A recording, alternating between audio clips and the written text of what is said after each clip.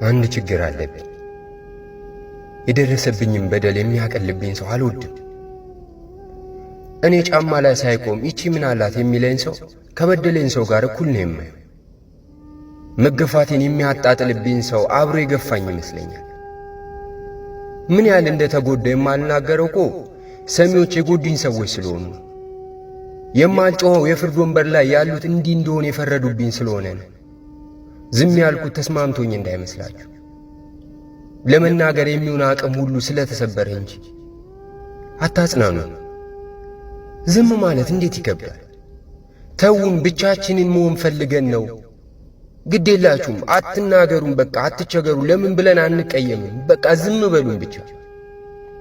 ልታጽናኑ መጣችሁ። ለምን እንዲህ አደረግ? ለምን እንደዛ አደረግ? አንተም እኮ ችግር አለብህ አትበሉና። ከእናንተ ይበልጥ እንዲህ መሆናችን እኛን ነው እኮ ይጎዳል። ስላልቻለን እንጂ ቢሳካልን ከእናንተ ይበልጥ እኮ ደስታው እኮ የኛ ነው። ለምን ችግራችን ፈልገን ያመጣነው ታስመስሉታላችሁ? ለምን መርጠን እንዲሆንን ታስመስሉታላችሁ? አማራጭ ኑሮን አንፈልግም? እንደዛ እንዳንል አይነት ነው የምታረጉት እኮ። ለምን?